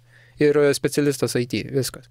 Tai yra žmonės, kurie ten ateina ir aišku, čia vėlgi problema yra ta, kad finansavimas nebuvo skirtas ir genocido centras į tai truputį žiūrėjo, sakykime taip, kaip čia kokį žodį parinkus, be entuziazmo į šitą procesą, todėl kad aišku jiems numetė, bet papildomai finansavimo apart mūsų ten tam apmokėjimų už tą valandinį darbą neskyrė. Tai vis tiek tu skiri žmogų, reiškia, kuris sekretoriauja posėdžių ir tai numatyta nuostatose ar tai įstatyme, beros nuostatose. Tu skiri tą IT techniką visą, vis tiek posėdžiai ten mišrus ir online ir visa kita. Tu ten, raštai visokie turi eiti ir taip toliau.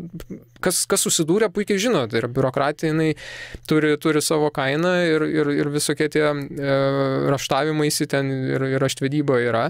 Ir centras tai turi daryti iš savo lėšų, tai žmonės yra atitraukiami nuo savo darbų, netgi mes galų gale turėjom skyriaus vedėją, kuri mums padėdavo savo, geranoriškai, nes jau buvo tokia tiesiog problema, nėra žmonių ir centras labai daug funkcijų turi. Viena iš centro problemų tai, kad tiesiog daug funkcijų turi ir nesuvaldo. Ir jie tampa, būtent, gimsta kažkokia politinė iniciatyva, tai kas jie įgyvendina? Tai centras. Tai dabar paskutinis pavyzdys man, aš suprantu, kodėl apie tai aš nežinau iki galo, ar tai buvo priimta ar ne, bet man atrodo, kad buvo toks nutarimas, kad dabargi yra iniciatyva Vytauto didžiojo palaikų ieškoti. Tai kas tą darys? Centras. Kodėl? Todėl, kad jie turi patirtį, nes jie užsiema partizanų palaikų paieškomis. Tai aš tą suprantu, bet iš kitos pusės, tai o ką bendro Vytautas didysis su visa meilė ir pagarba jam turi su genocidu ir rezistencija ar tyrimais? Šis labai geras pavyzdys, man kaip mano doktorantė pasakė, šitą užsiminė tiesiog, kad Vytauto palaikų ieško, aš iš pradžių pagalvojau apie Joną Žemaitį Vytautą. Nesu sugadintas 20 amžiaus istorikas ir galvoju, kaip įmanoma rasti tai, ko turbūt nėra, nes jis kaip Maskvoje nužudytas ir jie kremuodavo dažniausiai ir ten tik pelenai belikė kažkur išbarstyti.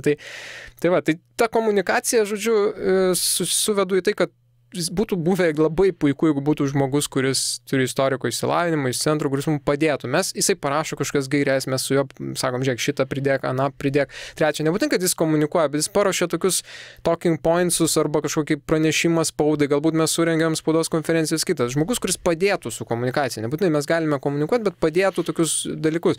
Nes aš ateinu, aš ir esu apmokamas už tą darbo laiką, tik tai iš esmės komisija ir gal ten įskaičiuodavo ir tą darbą su dokumentu prieš posėdį, bet tai yra, centai, ten tikrai iš to nepragyvensi. Visą kitą laiką aš turiu ir savo šeimą, ir darbą, ir ne vieną darbą puikiai žinai ir puikiai, manau, klausytojai supranta.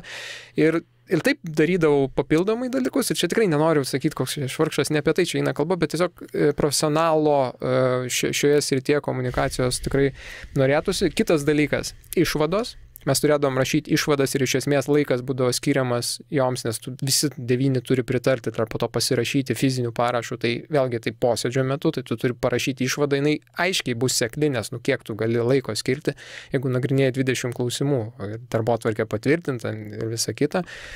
Tai jos seklios, ten bandė ir tikrai pirmininkas ten ir prieš siūsdavo ir visa kita, bet su to daug problemų būdavo, tiesiog redaguodavom tekstą sėdėdami. Tai buvo žiauriai juokinga ir neproduktyvu ir keldavo mano pyktį, nes tikrai galima laiką ir turiningiau panaudoti. Dar tyrimai. Nors mes tikrai tiek, kiek yra reikalinga sprendimą priimti, žinių bent jau man pakanka, aš galiu susirasti. Tam ir yra istorikas profesionalas, tam jis yra mokomas, ugdomas ir tam mes studentus ugdom, kaip susirasti dalykus, kaip juos analizuoti ir aptarti, aprašyti. Čia yra toks referavimo lygmuo, čia nereikia labai didelių tyrimų, ar ne? Bet kartais tiesiog visuomenė vis tiek reikia parodyti, kad yra kažkoks įdirbis ir kuo mes remiamės, nes kai kurių, pavyzdžiui, knygų nėra. Gerai, apie Krėvę ten yra knyga Tamošaičio, bet ir tai galėtum ten su daug ko diskutuoti, ar ne? Ar su dalim diskutuoti, bet apie kitus nebūtinai yra. Apie Salomėją netgi nėra tokios labai, kad būtų, Alekna ten keli kiti, bet tikrai ne viskas atskleista. Tai reikėjo tų tyrimų. Tai tada atsiranda, o kam kam duoti tyrimus? Tai dabar istorijos institutas privalo ar ne, ar istorijos fakultetas, kuris, taip, yra ir mokslo įstaiga, bet yra studijų įstaiga, tai yra dėstytojai apkrauti ne tik mokslo, bet ir turi labai daug studentų krūvį, ar ne? Tai dėl to siūsdavo dažniausiai institutui, nes jie vis tiek jų darbas, aišku, ir jie turi begalę darbo, čia aš tikrai nenoriu taip sakyti, bet jie vis tiek yra mokslo įstaiga, mokslinius tyrimus daro, studijų elementas nukrenta.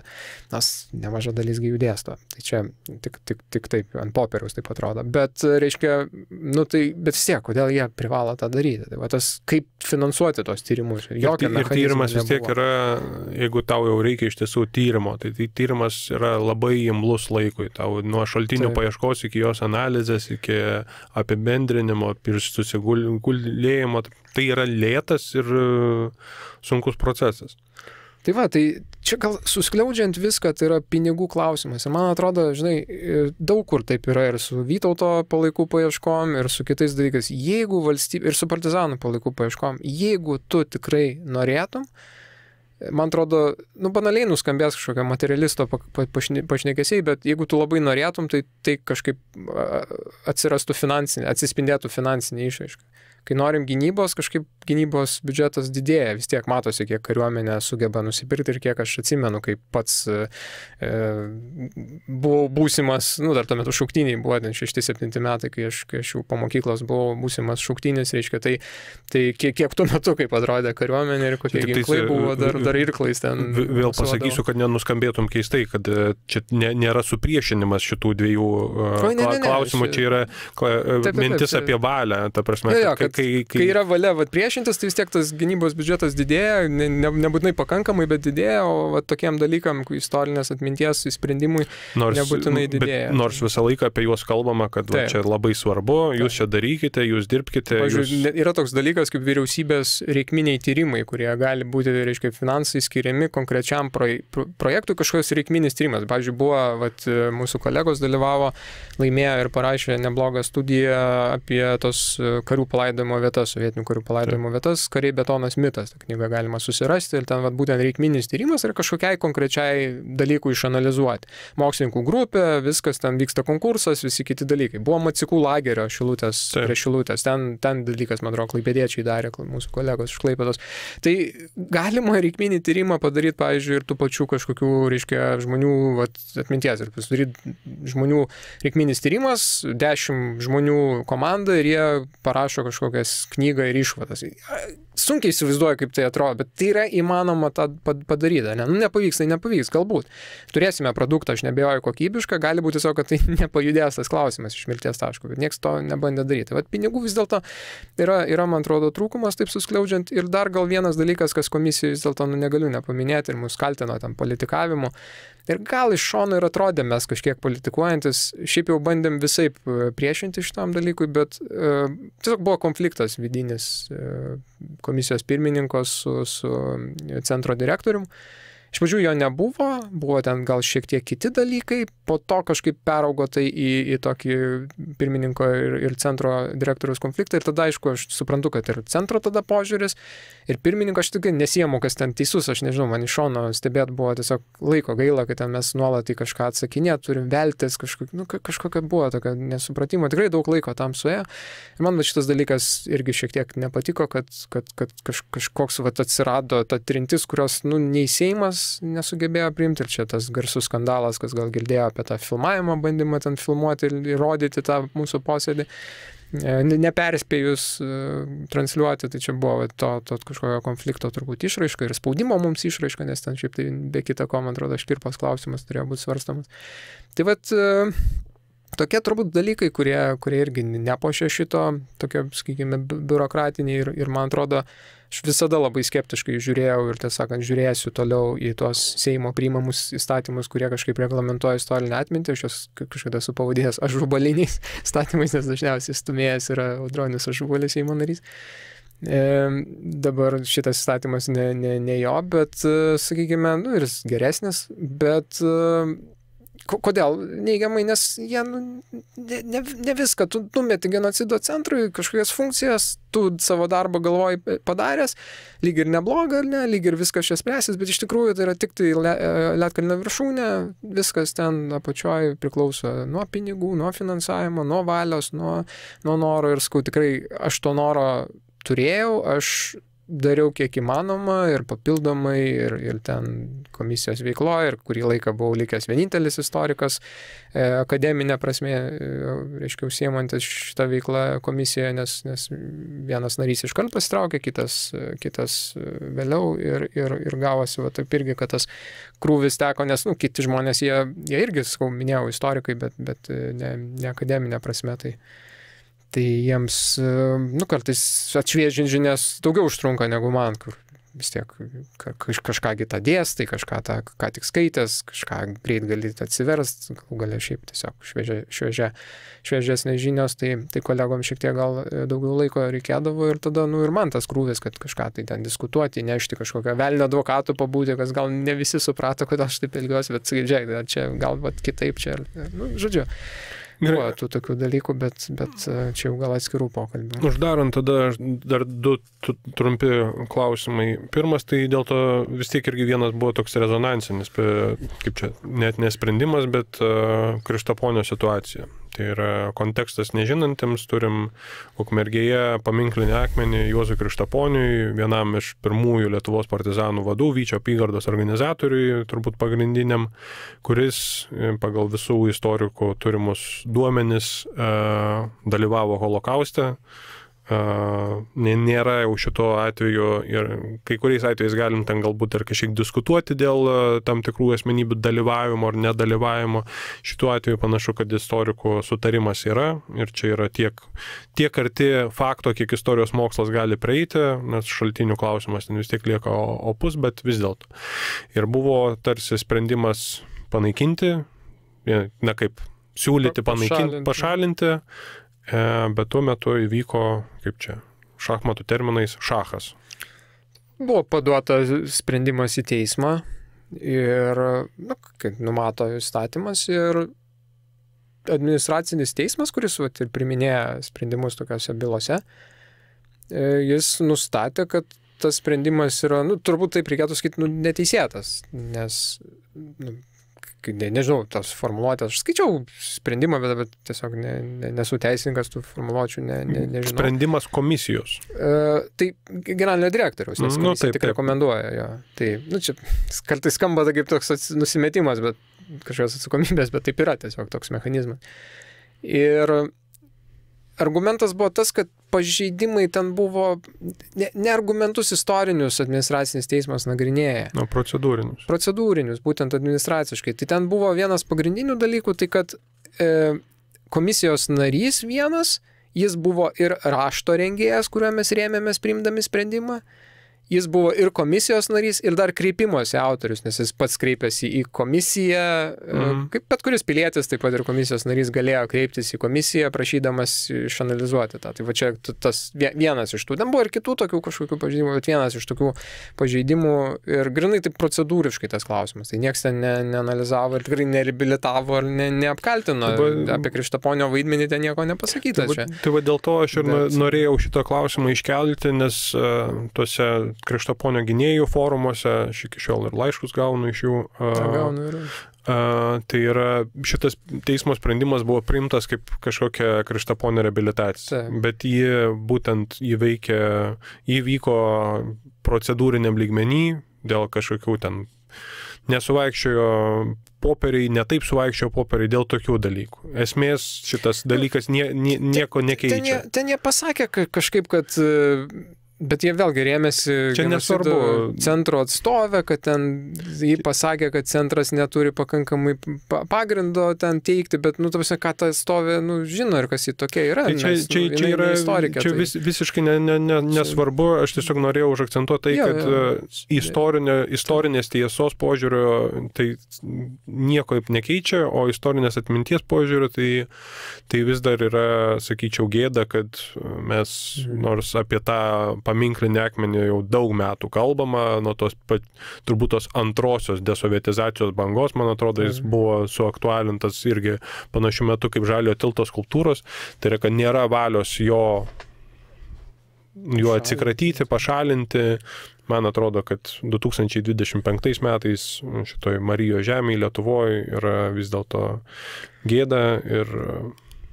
Čia dar vienas tik komentaras apie tą genocido centro direktoriaus sprendimą. Tai vat Krištaponio atveju jis buvo kitaip negu mes rekomendavom, po to jau nusprendė ir vat čia noriu parodyti, kad jis turi su agency, kad jis gali nuspręsti, kad jis turi sprendimo galę, kitokią negu mes rekomenduojam.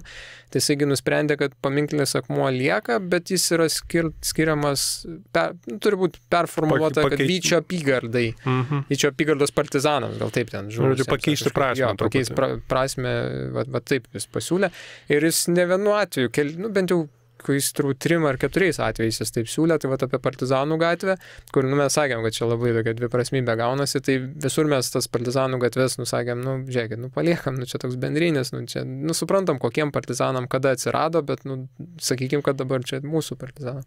Bet Visagine, tai jisai pasiūlė pakeisti į Lietuvos partizanų. Mes siūlėm nekeisti, o jisai vis dėlto priėmė sprendimą, kad turbūt pakeista į Lietuvos partizanų gatvę, aiškiai suprasdamas, kur tai, kokiam mieste tai yra ir kokia demografinė situacija. Ir tas sprendimas yra teisme ir nežinau, kaip baigėsi. Visai kūrybingas toks.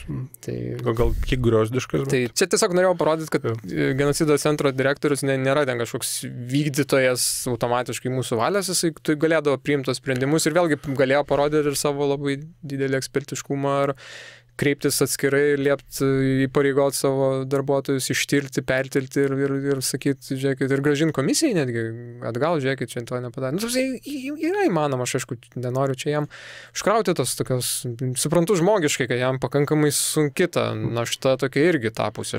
Žmogus aš suprantu, kad tai nemalonus darbas, tai čia natūralu, bet taip jau yra ir mums jis nebuvo malonus.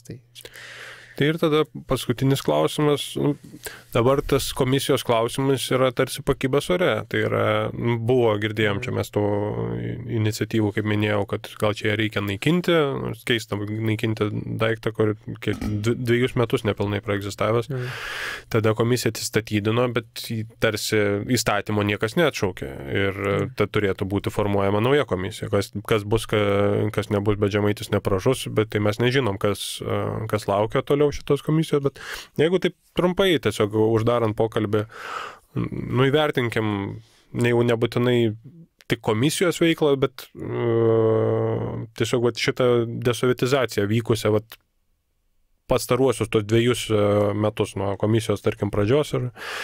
Tai kaip tau čia atrodo šitie dalykai įvykę?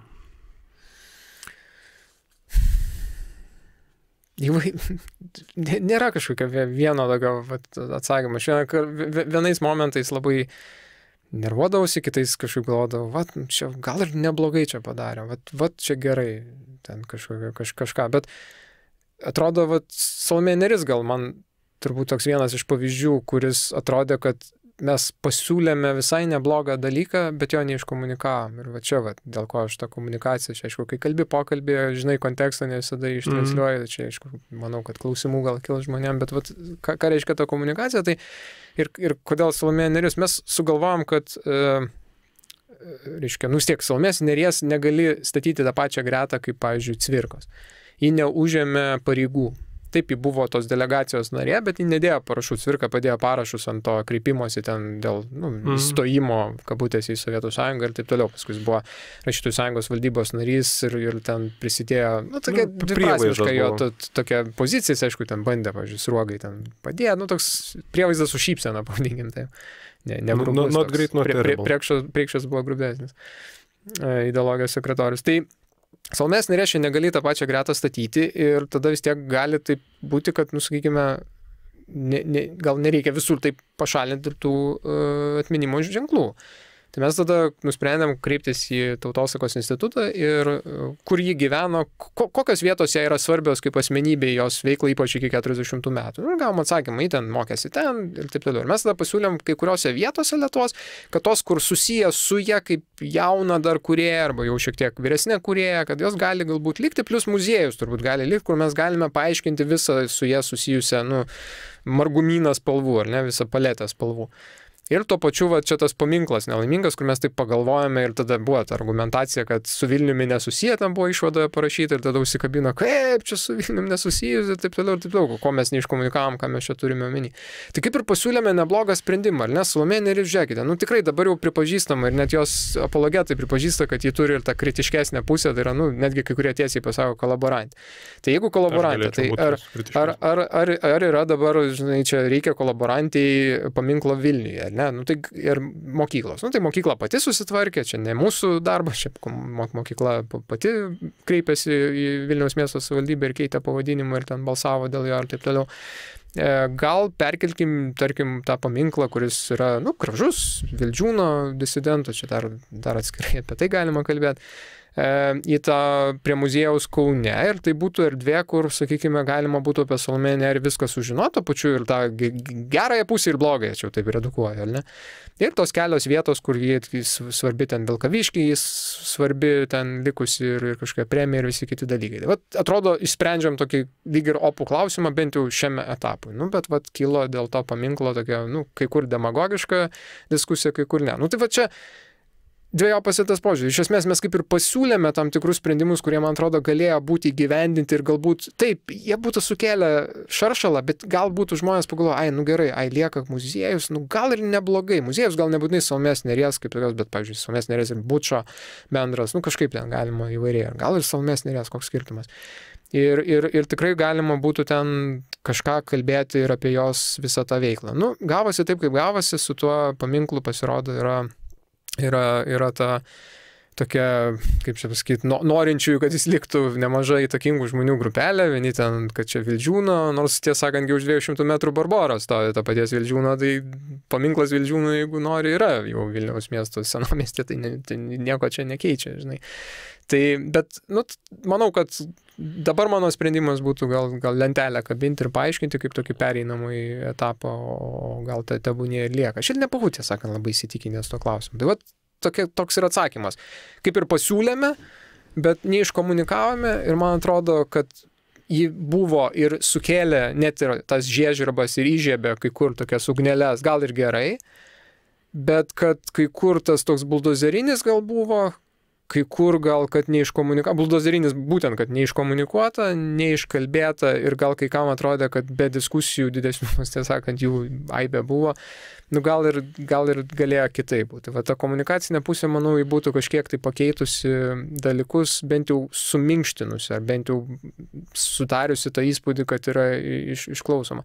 Šiaip jau, man pati diskusija visada yra svarbesnė ir įdomesnė, atrodo, negu rezultatas. Man, pavyzdžiui, Smetonos, kai aš nesu tarpukario specialistas ir tiek apie Smetoną nežinau, kiek sužinau tos diskusijos metu, kai kilo. Tikrai, nuoširdžiai, nes kalbėjo Norbertas, kalbėjo tarpukario kiti, Svarauskas kalbėjo, Kasparavičius kalbėjo, daug kalbančių, kurie, tiesą sakant, pasakė labai įdomių dalykų. Ir tu galėjai, Jakubavičių nekalbėjo, ir tu galėjai išklausęs visas tas nuomonės pasidaryti savo kažkokias išvadas, net daug neskaitęs, tiesiog klausydamas ten tų laidų. Tai man ta diskusija visada atrodo kaip mokslininkui, kaip akademinio pasaulio žmogui daug vertingesnė negu tas rezultatas.